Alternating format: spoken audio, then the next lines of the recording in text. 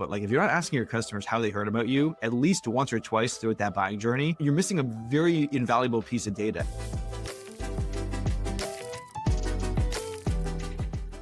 As we're thinking about this conversation, the first thing I wanted to talk to you about was how to think about brand visibility with a people-first media approach. But I really want to get into really how you're seeing the world, because the way that I think about brand building and B2B and all of this stuff is really focused on more of a rented channel approach because of the media content work that we're doing. And so we're looking at how are our clients showing up in AI and what are the things that we need to be thinking about on social. And we're kind of moving at the speed of how social media is evolving. And I know in your world, that's not probably the same challenge. So I want to definitely get into how you're thinking about brand visibility in how the internet is evolving and all of these like larger pieces. But before we do that, I want to play a little bit of a lightning round game. Are you good with that? Let's do it. Okay. Warm up the engines, if you would. Okay. So this is a kind of like an either or. So I'm going to throw out what it is and you tell me which one you'd pick. Cool? Cool. Okay. Media plan or content calendar? A content calendar. Okay. One executive who's just crushing it and consistent, or 5 that are doing a good job contributing? 1. LinkedIn or podcast? Podcast. Build in public or launch once it's polished? Build in public. Borrowed trust or earned? Earned. Okay. Thought leadership or demand gen? Demand gen. Okay. All right. This is fun. So we're going to get into the conversation and kind of break down, hopefully, why some of the either ors came to mind. But I'm going to be selfish and start with, why'd you say podcast over LinkedIn? So video podcast specifically, and because video is the ultimate content format.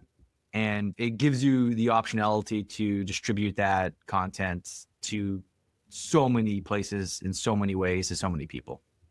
LinkedIn is a channel. Podcast is not a channel. That's just my opinion.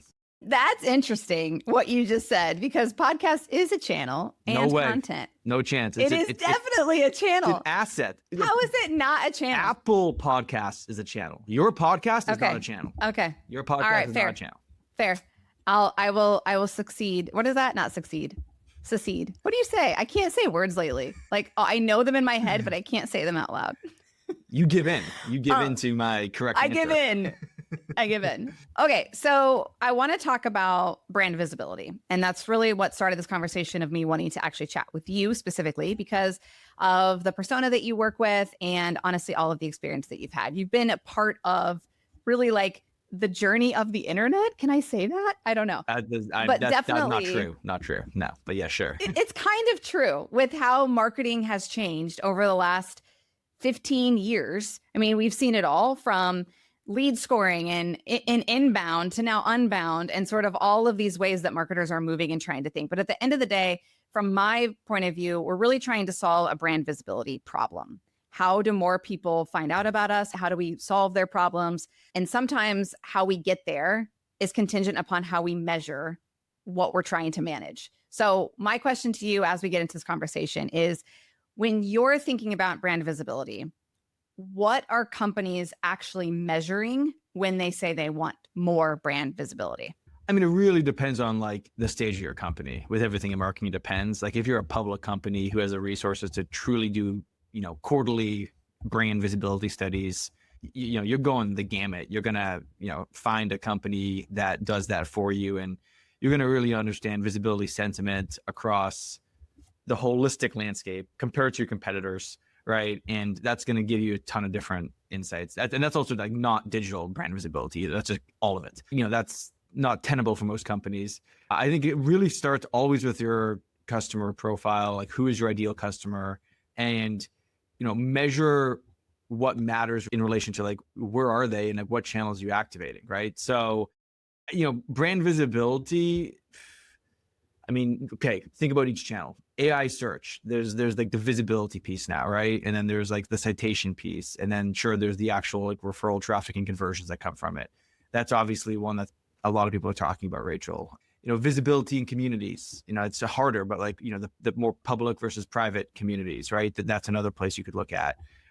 There's actually, if you're doing a lot of paid media, that is obviously a different type of, brand visibility. You're paying for it most of the time, but like, that's another one, right? Just impressions. Just like how much are you showing up and where are you showing up? Reddit, YouTube, there's some testing that we're doing on those channels. And of course, just Google Display Network, right? Like how are you getting your brand front and center? There's review sites, right? So, I mean, like I could keep going on and on. There's probably like 15 to 20 places, out of home advertising, right? Which is like the non-digital stuff. Well, actually it kind of is digital because you're using screens anyway. But again, like I think the best things marketers can do today is focus. Like focus, and don't get super distracted. Like focus on and find something that works, make sure it's repeatable, and then you have confidence in that repeatability, and then try something else, right? Ironically, it's the same way you should, use AI. Focus on a narrow use case, find out how it plays out for you and how it works, and then move on to something else. But yeah, those are my 2 cents. So leaning into this, because I definitely want to come at this from a brand visibility in the digital arena perspective specifically. And we talk about that word focus. Why do you think it's so hard for marketers to actually focus on one? And I would actually ask you 2 questions. Why is it so hard? And how do they? How do they determine which thing to focus on first and when? Well, there's a lot of noise. There's a lot of noise in the market, but you don't have to do all this crap. There's stuff coming from your C-levels and CEO, I'm sure, right? There's stuff like you're like FOMO missing out on this thing, right? There's just a lot of noise and not a lot of signal, right? And that's where, again, like AI is not going to be able to tell you, unless you have a lot of data, like where you should focus. I just go always to like, now that you have AI and you're hopefully using it with your customer data set, or data sets, I should say, your customers can help you, figure out where to focus, right? Like if you're not asking, this is a classic thing that's been talked about for a long time now, but like if you're not asking your customers how they heard about you at least once or twice throughout that buying journey, you're missing a very invaluable piece of data. If you're not like using some type of call recording and have a simple prompt set up to track when someone says, yeah, I heard about you from this, in the calls they have with your, customer success team or sales team, you're missing valuable data. So like, to me, it starts with the voice of the customer, and it's never been easier to get and tap into that voice of the customer. And that can help you determine where you focus. If a lot of people say, yeah, I found you on Google, I found you on Google, I found you on Google. Well, then use Google more, do more with Google. Like, and that's both Google AI mode, AI reviews, so like AI search, they're also probably traditional SEO, maybe display network, right? Maybe ads, like you touch it, but like Google obviously is an ecosystem you need to be playing in and double down on, right? So I think that's where it starts. Sure, you can do some experimentation. Like we did a Reddit experiment for just 30 days. Probably wasn't long enough, so we're going to pick it back up. But we saw some good clicks, some good kind of impressions and engagement, but no conversions. So, all right, well, no conversions. All right, we have to do something differently, right? So I think small scale testing is the other way you figure this out. But yeah, I don't think you want to do like all of it. Like you don't want to run like 10, 20 tests unless you have like a lot of resources. You want to do like 2 or 3 tests and see what happens. And then you want to, have your 1, 2, or 3 really dependable channels and really make sure those are working well every month. So going back to this idea of brand visibility in the digital age, how do you define that in terms of success? Like if somebody is like, we have achieved brand visibility, what's that story sound like? Brand visibility. Let me ask you this. What is your definition of brand visibility? Yeah. And I think the reason that I'm thinking a lot about this is because that feels like the thing that a lot of people are talking about. And I'm looking out into the world to say, what do you mean by brand visibility? And to me, it means we are the brand, we are the category leader, we're the category thought leader when it comes to the problem that we solve for ICP. And how do you become the category thought leader? You're the one who's cited as the thought leader who's talking about this thing. You're the one that's mentioned. You're like, it's more of a popularity contest from my viewpoint on the digital landscape. There's 2 sets of metrics for brand visibility. One is like, it's just impressions and engagement. Fine, you can measure that across every single channel, right? Like impressions and engagement. I will say a lot of that is vanity crap. Compared to, that's what I was going to say too, because I'm like, I actually don't care too much about impressions and engagement unless it's content that I'm specifically trying to make sure that we are the ones being found for. And so that's where I kind of have this like devil and angel on the shoulder kind of bit, where I'm like, what actually matters in the age of where we're at? I don't even know what age we're in. I believe it's creating your own audience. So in impressions and engagement, 30% are probably bots, at least. So that's why it's like it's a vanity metric and whatever, but you need to like look at that to make sure like the efficiency of your top of funnel is in a good enough spot, right? But then it's like, how do those convert into like you capture an email address that is either really like nicely aligned to your ICP definition or like close enough, right? So like you're just trying to build an own audience, which is an email address. From there, it's a hand raise. Like what is the 1, 2, maybe 3 types of conversion events that really lead to pipeline? And then everything else is just kind of pipeline or whatever. Like that's how I think about it, right? Those 3 things. Like, and for me, it goes back to your question on like, thought leadership and like people like creating content. Like you somehow have to be capturing emails and building a one-to-many relationship with the people that give you their email. And that has changed. It's like no longer like subscribe to the blog or like download an ebook and we just nurture you. Like, no, like you should have like a more intimate relationship. And like, we're trying to do this now with our head of people, Sarah. She is a newsletter, went out today, actually, Open Door HR. Just find Open Door HR at EasyLlama. And so every 2-week newsletter, she's building up an audience for EasyLlama around that, right? So, and a good play there, by the way, is doing advertising on other newsletters and then nurture those people that convert those newsletters to your newsletter. That's a great play. But again, like that to me is a portion of like brand visibility, getting, an owned audience, and then over time, nurturing them into a deal. Yeah. So it's less about how do I get my company to show up in AI? It's more about how do I get my company maybe? No, you got to show up in AI search too. Don't get me wrong. Okay. You got to focus on that. Yeah. Okay. So let's go back to the word focus, because if I'm a marketer, I'm sitting here going, I know I need my brand to become more visible. Like I just do, because there's more noise, there's more competition, there's more robots to compete with in addition to all the people that are already there. The goal then is to be found, to be liked, and then to be trusted so that they buy. So to be found, you have to identify like 1 or 2 focused efforts to help your company be found. One of those efforts from our point of view would be get your people to be distribution channels for you, creating content for them, getting them to post consistently, all in line with the company. Yep. Being liked would be create content that kind of creates a parasocial relationship. Maybe it's a newsletter that they subscribe to. Maybe it's a podcast where they really get to know you on a deeper level. And then the third piece there is trust, and they show that they trust you by giving you their email address. Oh, I don't know if I'm sure that's a trust. That's like, I'm interested. I would say it's interested. I'm interested. Yeah. Okay. That's more of a I like you indicator maybe, than a maybe, trust yeah, like you. they can still unsubscribe. I don't know. I definitely subscribe to the first 2. I mean, the question that you're asking is heavily dependent on the stage at which the company's at. Like, is it net new? Is it 5 years old? Is it 10 years old? Like, because for example, if you already have a really strong SEO presence, HubSpot, take that as an example.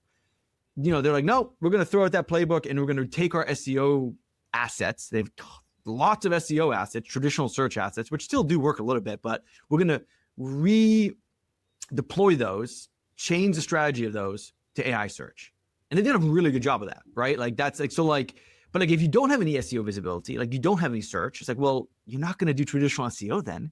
You still should probably create some content, but it's a whole different approach than what HubSpot would take, right? Like you would do probably more of what you're talking about. And over time, I would focus actually more, if you want to get ranked in visibility, I should say, in AI search engines, you need to focus on mid to bottom of the funnel content. Thought leadership, it's hard to get visibility for thought leadership unless you create like a new term, a category. It is going to be hard. So like, I think it depends on like where you are, what are your long-term aspirations, what type of company you're trying to build. Like those 2 questions, what type of company you're trying to build and how aggressive you're trying to grow it, and what's your resources, all of these things play into now your marketing strategy more than ever before, because it is so noisy. The attention race is so hard these days. Marketers have got to think like, owners, got to think like mini CEOs to really be successful today. I truly believe that. Tell me more. How does a marketer show up like a mini CEO versus maybe how they were trained or learned? And at the highest of levels, you have to understand how the business makes money and retains that money. Like you have to understand the P&L, and you have to understand what are the inputs and outputs to that P&L that then you play into the short-term results, the next quarter or so, but then also like, what does the next year look like? And like, are we trying to grow 30% year over year, 20% year over year? Are we trying to grow a little bit less, but become more profitable? What's our like, the classic rule of 40? Like, what is the business model? And then like the financial model? And then how does your marketing match to that when it comes to your ICP? Like, you really have to bring all those things together today, because you might be just wasting time and money going after a channel or doing stuff with brand visibility, because it doesn't make sense. Like you have so much latent demand, for example, in a market. People are already searching for what you created a product around. Just do ads. Just take the demand that already exists and harvest it. Like, you don't need a podcast. You go after that. You might need a podcast though, if you want to like say, hey, I want to build a really like long-term efficient business. So I want to reduce my dependency on that paid ad spend over time, lean into brand building over the next 3-4 years. So I actually should start a podcast, because in 4 years, I'll have such a great asset and an owned audience that my ad dependency will go down. But if I'm trying to flip that business in 1 year, why would I make that investment? Because I'm going to flip the business in 1 year, right? See, like it's just so nuanced in a way that like, I think you got to think about the bigger picture.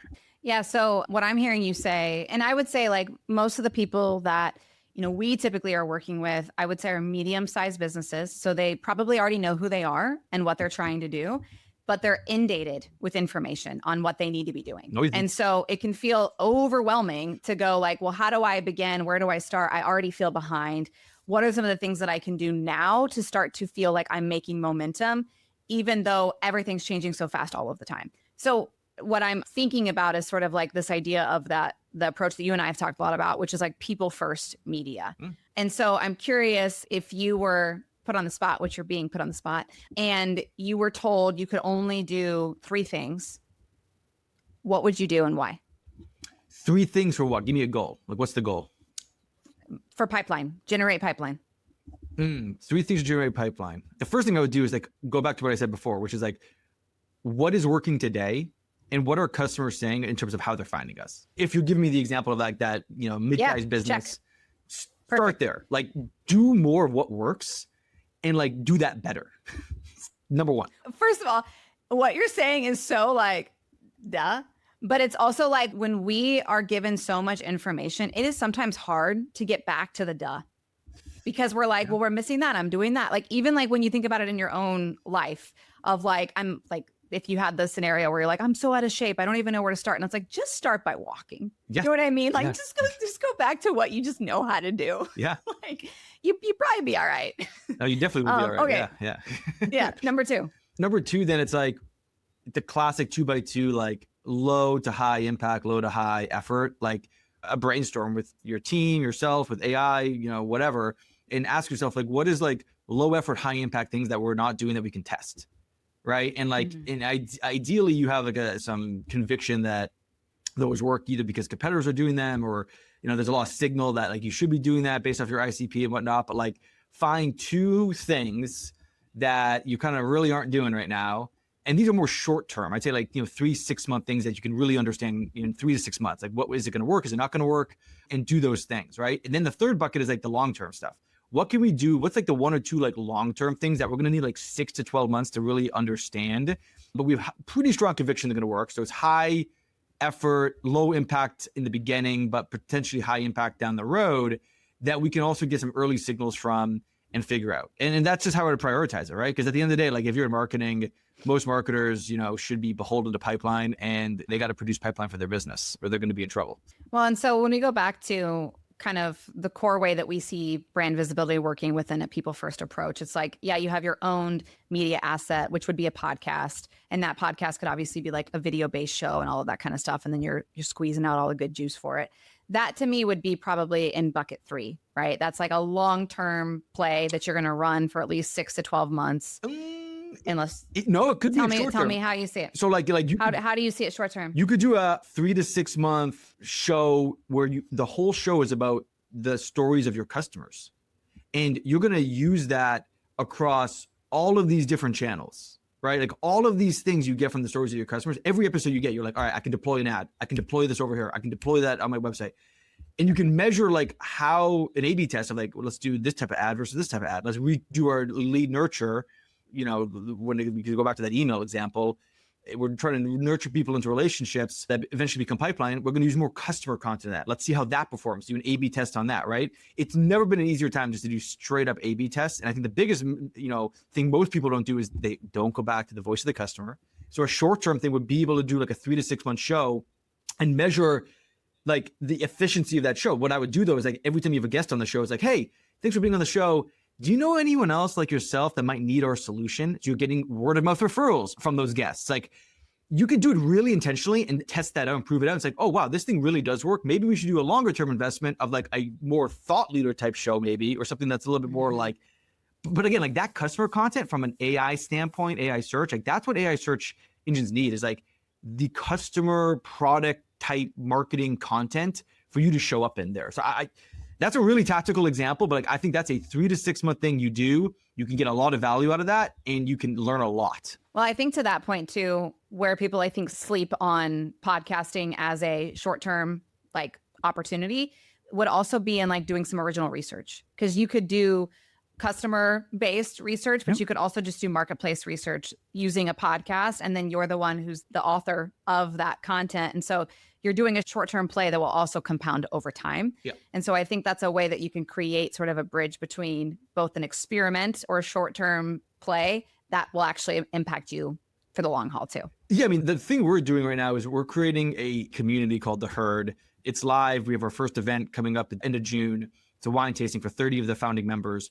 And that's a long-term play, but we're like doing short-term things with it. So like 4 or 5 people already out of that 30 are customer stories. Like they've either been shipped or they're going to become customer stories. I think that you can either start with an asset or start with the community that feeds the assets. But like a long-term thing in this example would be like building a customer community. I actually think that's one of the most important things any business can do today. You need to build some type of community experience with your customers. So talk to me about community building with, let's say you have a goal and it's like, I want to be known. I want to be the brand, that girl, whatever. How does a community help a brand accomplish that? Because you empower your customers to be the voice of your brand. That's the best brand visibility you could ever have, right? Word of mouth. Everyone wants that.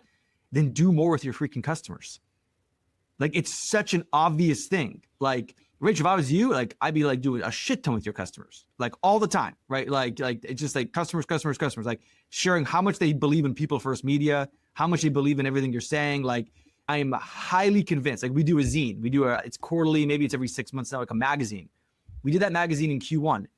3 out of the 10 people we interviewed that were not customers became customers within 2 months of us getting them in that zine. It goes back to your point of like having, non-customers on your show, talking to them, but like some of those people were customers and now they're even, I would say, better customers because they've seen how EasyLlama really, cares about them and, how we value the partnership. And we are trying to like make them into like a, I don't know, you want to say like a champion. I don't think that's the right word, but like into someone who really believes in what we believe. And like together, like we've created this strong, partnership, if you will. And we both mutually benefit because like they've told us why they benefit from this at a personal level. It's not even about their company necessarily, but at a personal level. And then we get benefits as well. So I just think if you think about people first in 3 things, it's storytelling, it's relationship building, it's partnerships. You have to be investing in those 3 things, no matter if you're thinking short or long term. I honestly feel like that was 25 minutes of gold. And I'm going to let us out on that one. And then I want to talk to you offline about more of this brand of visibility piece, specifically for Share Your Genius, because I respect your brain. So we're going to go off live. If you want to hear the rest of my conversation with Mark that we stopped streaming, you got to go over to YouTube and subscribe, and you'll get to hear more of what Mark and I discussed. Thanks, Mark. Peace.